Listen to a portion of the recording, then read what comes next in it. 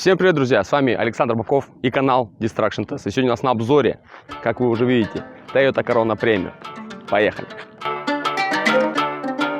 Playboy Production. Страшно!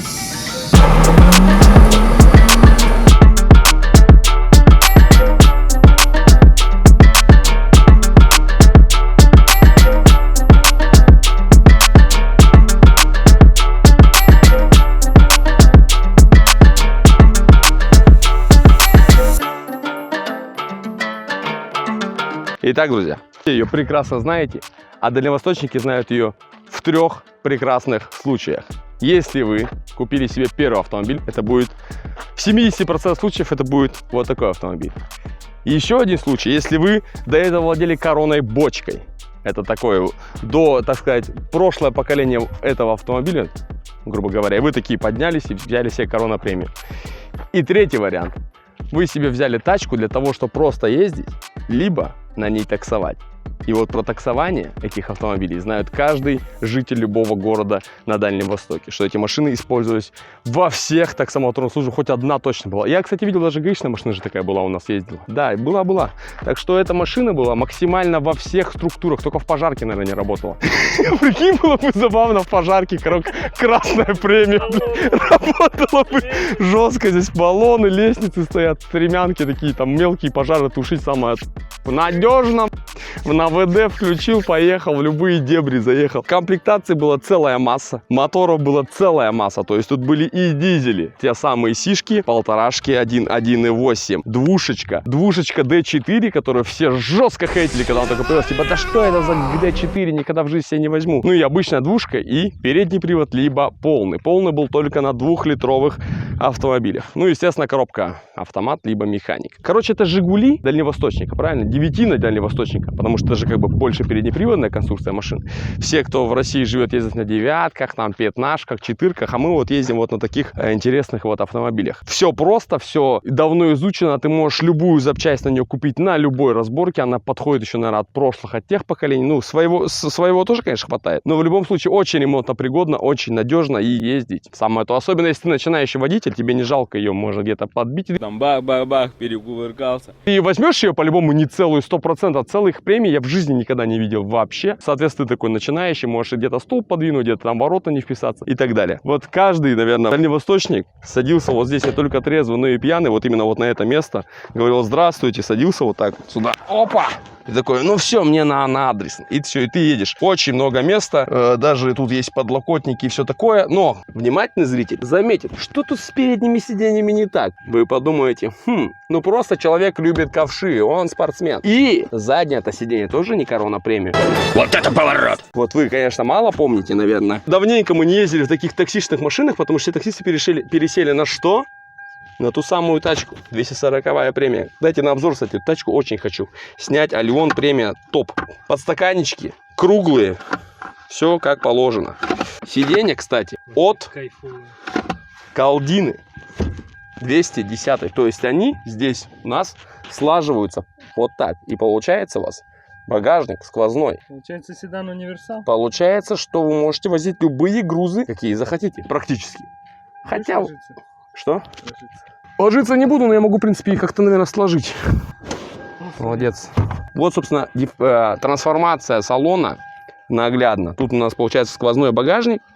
Вы сложили сиденья, тут они эти подголовники снимаете, роняете полностью, получается практически ровный пол. Ну и, в принципе, можете возить трубы, там, различные сантехнические штучки. Вообще, про мистику, ребята, это единственный автомобиль, который стоил в 2010 году, предположим, 250 тысяч рублей. И сейчас эта машина стоит абсолютно такие же деньги. Ничего не меняется. Вот это самая, получается, надежная валюта, если так подумать. Ты, типа, у тебя было 250, ты вложил, у тебя 250 так лежат, а потом взял и 250 продал. Ничего не поменялось. Странно, что багажник зеленый. Это нормально для такой машины в целом. И тут нету троса, который держит багажник, чтобы он не открывался. А обычно на таких машинах вот так трос идет куда-то сюда вниз, уходит жестко, там, я не знаю, за балку цепляют, чтобы максимально никто никогда не достал, типа не открывался багажник. Здесь все, как видите, работает. Я еще и узнал, что, оказывается, у этих машин были рестайлы, типа рестайл 1. Я только подумал, блядь, она всегда была одинаковой, никакой разницы. Оказывается, спереди меняется, сзади фарами. Ну, короче, такой, знаешь, фейслифт-то сделали неплохой. Прям Toyota постаралась. Я читал, что они сделали тачку для молодежи, но не указали, что для таксистов почему-то. Странно. Реально же, блядь. Типа, я читал, типа, они такие, мы делаем тачку для молодежи. Ориентируемся на молодежь, потому что корона-бочка слишком пенсионерский, пойдем более молодежные. Такие таксисты. Погнали.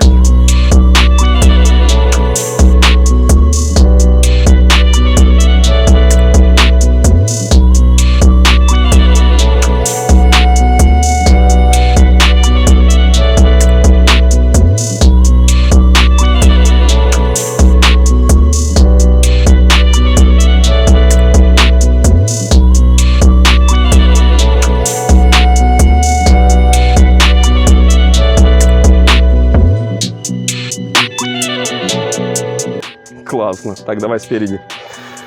Ой!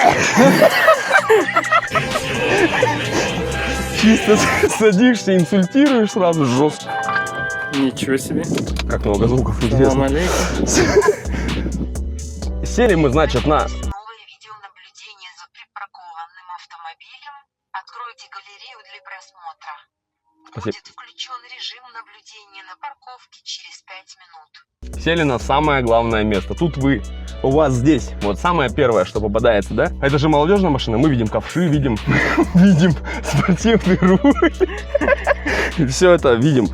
Тут у нас самое главное, вот эти вот кармашки. Они должны заполнены быть семечками максимально много. Сдачи, мелочи. Здесь у нас где мелочь лежит? Вот мелочь обычно вот здесь сложилась всегда, типа сдача. Место прикуривания? Вместо пепельницы. Место пепельницы. Да. Тут у тебя семечки обязательно, вот жестко. Вот тут типа семечки целые, тут скорлупа. Или конфетки. Конфетки. Там фантики, а там конфетки. Да. Тут у тебя сотки, полтинники, чтобы сдачу тоже давать. Ну, жестко максимально. Раньше таких магнитол не было двухдиновых. Тут рация стояла сразу. Рация, Не, магнитол. Рация вот тут, блин, стояла. Да, бывало и тут Вот стояла. тут всегда она лежала, блин. Вот здесь? Ты ее пинал все время. Ну, я видел и здесь, по-моему, или где-то вот здесь стояла, может быть, Не, ну кстати. там, может, это говорилка была. Хотя нет, ну Там ладно. ветка типа это. Ну ладно, не суть. Ну, спереди, в общем, мы видим климат не родной. Ипсумовский климат. Приборка, кстати, тут тоже же Гайя. Ну, в общем, эта штука вообще просто показывает давление в колесах, если что. Да, ничего такого. Тут приборка от Гайи, собственно говоря. Тут мы видим, у нас есть подогрев зеркал. Тут у нас вот классический, в каждом такси ты едешь, вот эти часы зеленые, помнишь? Типа ты едешь сзади такой, типа 5:03. Типа зеркало тут у нас есть без подсветки. Без подсветки, к сожалению. Люк бывает на них? Гады. Молодежь, получается, не оценит. Это чтобы, короче, пассажир сильно не выделывал своего, конечно, унижаете. Ну, как вот на крауне мы снимали, чтобы сзади было удобно. Типа ты отодвигаешь, там на электроприводе, тут механически. Ты так оп, сделал. Да. Да, ты, ну и подвигаешь, чтобы не мешался. А он зачем? Тут у нас, кстати, вот эта черная штука стала, она обычно под дерево вот такого цвета. Нет, это под дерево. Ты что, блядь? В принципе, тут ничего, все, ну, электро, понятно, все Вот штуки. это вот аквапринт меня вообще жестко вставляет. Аквапринт классно, да. В какое-то время, типа в 2008 году, 2010 он появился, и все такие, о, Да, давай я, кстати, редко видел таких штук. ультра эти делать. блин. Была мода жестко на пленки карбоновые, вот эти всякие штуки. аквапринт Все им тоже просто был. обклеивали, обычно Да, бесконечное количество. Все, что видят, все обклеивают. Ну, давай, собственно говоря, к легендарному мотору, который возит всех и вся. Это трес. Обычный трес просто молодежно, чтобы... Девочки оценили. Да, типа ты открываешь, такой, ну, блин, ну это трес, ребят. И ты гаишник, если остановил, допустим, открываешь такой, это трес, он такой, ну да, и ты закрываешь, сразу уезжаешь. Максимально чисто и красиво. В общем, ладно, это трес GTE, как мы все уже, вы, наверное, поняли, 4-я генерация от GTT Калдины, естественно. Ставили всякие целики GTT, там есть свои отличия. Очень много информации по этим моторам есть, прямо куча. Что можно с ним делать, что нельзя делать. Самое главное, это не забывать о том, что нужно все хорошо настраивать. Потому что если вы едете без какой-либо настройки там и начинаете закидывать сюда турбины, все штуки, все очень быстро придет в негодность. А так мотор типа в стоке ходит беспроблемно. Ты ездишь, не паришься, мощность есть, все хватает. Но когда тебе было много мощности, вот когда, хоть на одной машине, скажи, вот допустим ты едешь на премии 1,5, такой, маловато, надо побольше. Ты хоп, 1,8 туда вкидываешь. Такой, вот эта песня. Потом опа, двушечку туда ляп, уже другой разговор. А дальше все. Извини, брат, придется переходить на Камри. Там уже 2,4. Тут то же самое, собственно говоря. Тут турбинку поменяешь, надо будет все. Ехать это все может ехать, просто насколько долго это будет ехать, вопрос остается открытым. Болезни есть именно я, что вычитал, это про блок. Что вот я вот удивился реально, что у него блок типа не вот как мы видим. Кто разбирал мотор, может знает эту картину. Ты вот поднимаешь голову, у тебя вот так блок стоит. Вот так. Вот я покажу вот так. Типа вот так блок, вот так у тебя цилиндры вот так стоят, да? И они все симметричны, все одинаково. Но вот у них почему-то они вот так. Тут 2 цилиндра, тут между ними металлическая перегородка. Тут тоже так же. А тут пустота между 2-м и 3-м цилиндром. И типа вот это очень болезненная тема, потому что типа вот у тебя же вот так ходит это все. И в какой-то момент, если ты сильно надуешь, вот это место как раз таки и набивает. И еще говорят, что вот хозяин сказал, что там раздатка крепится к блоку. И это место тоже начинает страдать. Поэтому все отцепляют это крепление раздатки и, собственно говоря, ездят так.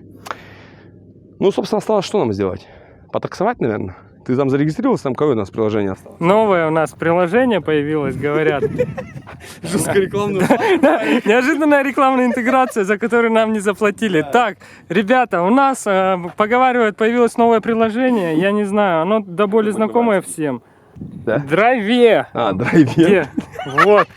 Да, так, однократно, брат. Драйве. Ну что? Сколько попросим за интеграцию? Откуда? Мы же за водителя. Да все. Ну, работает приложение, собственно, скачивай. Ладно, да. Классное, хорошее, все работают. в общем, Ребята давно классное. Работают сутками уже, нормально. Только со смены приехала машина, вот. Тут быстренько надо снять, а то и работа кипит. Ладно, шутки шутками. В общем, внимательный зритель, когда я вот тут стоял, начал он говорить про коронапремию, может, кто-то такой поставил на паузу. Так что с ней не так? И такой, опа, это что такое? Это что такое? Это что, 4-поршневый суппорт?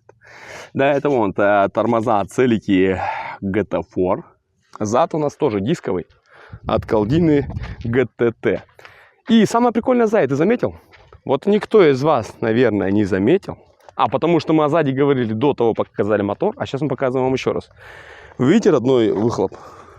Это выхлоп от Колдины GTT. И вот сегодня я открыл для себя новое, просто что-то неимоверное. Оказывается, на GTT Колдинах стоял управляемый выхлоп. Вот эта банка, она закрывалась тросиком, давала команду там проводочки. Ну, короче, эта штука закрывалась, и у вас типа был такой выхлоп. Она открывается, она прям такая, ну, слышно, прям звук был хорошенький, такой сочный. Хороший, здесь как эта управляемая дед на штука кухне. убрана. Ну такой хороший.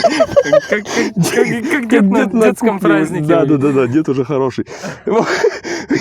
И тут это снята система, ну и такой тихий, но басовитый такой звучок хороший, приятный. Хватит плеваться. Да тут полы не пахнут. Перечитал сегодня в Ярославской области, ввели штрафы на то, что плюешься, блядь, да. Так вот, ладно, сори. Короче, вот знаешь, мне что интересно? Я вот машины тех эпох, что Кроуны, да, вот там, какие давай нормально дочки, говори. Крауны, вот это вот все. У них вот что за цвет у этой машины? Я не понимаю. Дед, на них старых же номер краски под капотом пишется, да? А мы посмотрим. Типа, что это за цвет? Это не белый, не серый, он какой-то, блин, ну это цвет уюта какой-то, знаешь? Цвет уюта. Уютного такси, блин. Нет, они же еще были вот такие двухцветные, вот эти вот штуки. Вот такие молники типа стояли, пластмассовые. Они типа были, я помню, была темно-зеленого вот такого цвета премия, вот такого. А вот эти штуки у нее были прям серые. Вот они все каких-то странных цветов. Вот это что за это цвет? уют был. Это непонятно. Вот этот зеленый. Ну кто машину зеленый делает? Да, она вообще? классная. Это же цвет бутылка, который. Что за зеленый, блин? По-моему. Маркообразно таким 90-ки. Вот да, у них это у он же, всех это такие дебильные цвет. цвета. КП-9 или как он там называется. Ну что это, блин? Да классный цвет, не выделывайся. Классный цвет. Ладно, все, поехали. Все, поехали на асфальт. Фух, ладно, так. Сели мы, значит, на место главного Таксиста. Да, и вы едете на заказ на механике, экономично переключаетесь, вот едете.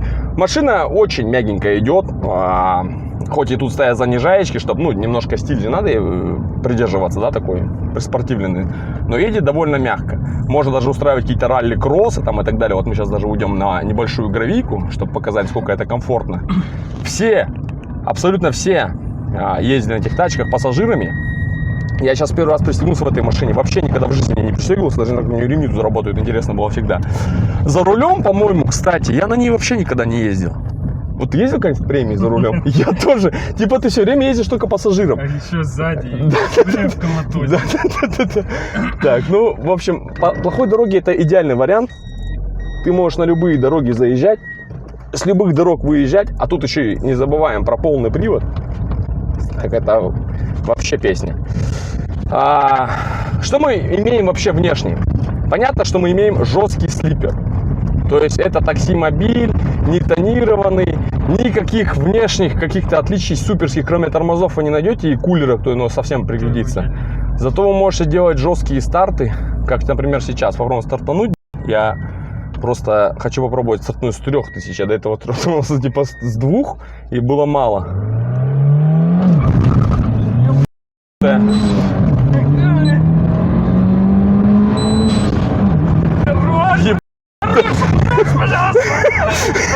Это пи***ана, сука! Страшная. Ладно, поехали туда.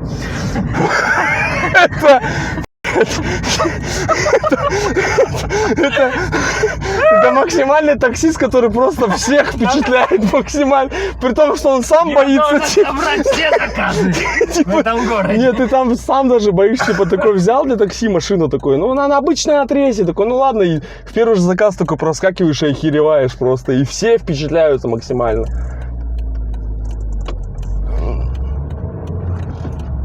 И Булов, конечно, вообще просто... Так, а тут по радарам что у нас? Ё-моё. Это премия с этим звуком, это так охеренно просто. Это вообще что-то несуразное. Блин, классно едет она вообще. Типа вот четвертый, ну у него реально короткая коробка.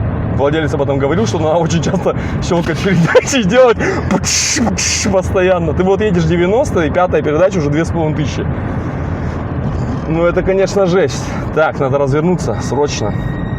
Опа, квас. Фу, да, мне сейчас не помешает освежиться, кстати.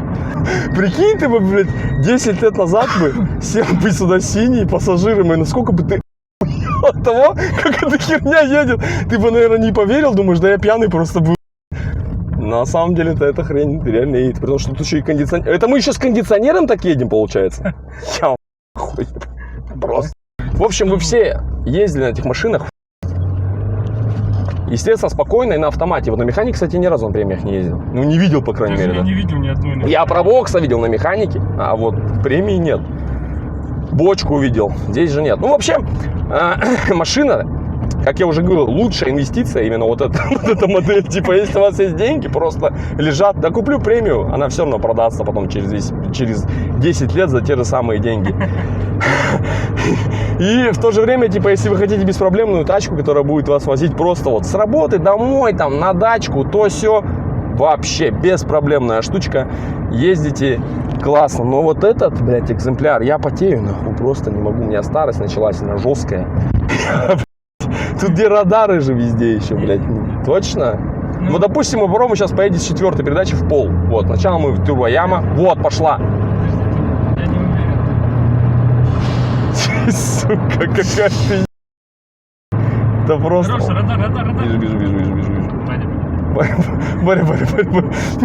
Мне аж слюни начинают нереально выделяться, потому что у тебя улыбка вот так не сходит просто бесконечно. Это сбой матрицы, короче. Не машина, а сбой матрицы реально. Ты едешь в такси, или ты таксист, и такой жестко впечатляешь. Тебе сколько экономно на этой штуке ездить. Но, в принципе, если не выходить на буст, типа, Ну, как бы, наверное, да, чуть как больше. душечка. Литров 15, наверное. Зато прикинь, как это прикольно именно светофорных гонок. Типа факт именно. Вот, допустим, стоит с тобой вышка такая важная, ты такой сидишь просто таксист. И такой просто начинаешь подрывать просто. Это жестко. Но вот 5-я передача, в принципе, вообще очень эластична. Ты, в принципе, короткая коробка с одной стороны прикольная. Ты всегда вот типа в моменте мощности, тебе всегда хватает. И плюс вот этого свапа именно. Мы снимали Gentrace GT Levin, если вы помните, очень старое видео. Там не было абсолютно никакого зацепа, потому что он был переднеприводный. Здесь эта штука на полном приводе, то есть у вас есть зацеп. В то же время эта же машина высокая. А вы знаете, коронные бочки с дефлоками ездили там, где УАЗики боялись ездить, сами понимаете, да? Ну, тут, конечно, нет дефлок кнопки, но в любом случае есть полный привод, и вы можете поехать на пески там. Ну, на пески владелец сказал, что на этом моторе ездить сложно, потому что он сразу зарывается к чертям собачьим просто там, и все. Но где-то проехать вообще беспроблемная штучка, конечно. Ну и впечатление вообще того стоит, конечно. Вот когда ты не ожидаешь от машины такой прыти, вообще, типа, ты привык ее видеть в другом вообще обличье, амплуа с шашечками наверху, а не вот с этим всем ковшами, буст-контроллерами там и всякой ерундой, то это, конечно, жестко. Ну и механика, вот, даже вот уже я понял, что да, я не ездил на механике на премию. Так, ребята, что сказать в итоге? Автомобиль получился, ну прям, это слипер, который вот реально, вот мы снимали CR-V, эта штучка тоже очень быстрая, и ты максимально не ожидаешь от такого кузова быстроты, но она была сама по себе тяжелая. В такой бы конфиг засунуть более маленькую, допустим, Хонду, и все. Здесь же эта штучка очень легкая. Она еще на полном приводе, у нее есть куча зацепа, она не будет буксовать только передними колесами, то есть вы можете с любого перекрестка стартовать. Можете зимой устраивать ралли-кроссы, можете даже до угла дать. Можете устраивать по пыли, потому что подвеска позволяет очень мягко ехать. В общем, это целик GT4 для местных ребят, короче, чтобы многоцелевая тачка, сзади много места. Ты можешь положить в багажник кучу вещей, у тебя сверху еще багажник, можешь вообще что угодно купить, поехать и ехать очень быстро, везти все, что угодно. Ну и любой не знающий человек, стоящий, думает, что это обычная премия, а ты такой смотришь на нее, ну да, обычная. А если вот там не приглядываться к мелочам, и это доставляет еще больше удовольствия, а еще больше удовольствия доставляет, как мы уже видели, когда мы ехали на этой штуке, это просто как она едет. Так что подписывайтесь на канал, ребята, поставьте лайк машине, поставьте лайк видео, и всем пока.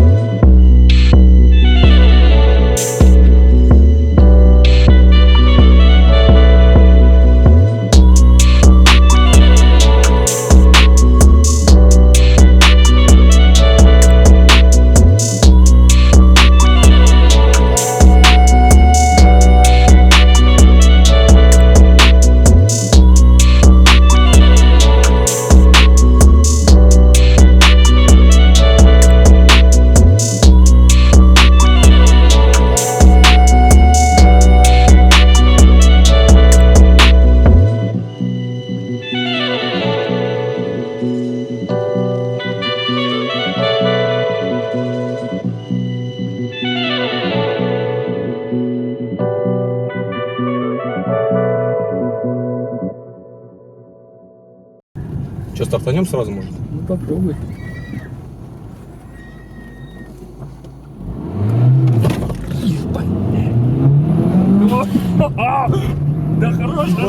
блядь, какая-то вообще, сука, ёбаная хуйня, блядь. Обосрался, блядь. Так, давай начинай снимать. Так, стоп. Это скажи, вставишь эту хуйню. Так, стоп, блядь. Обязательно. Бля, нихуя жестко, сука. Я ж вспотел, бля, нихуя страшно, нахуй.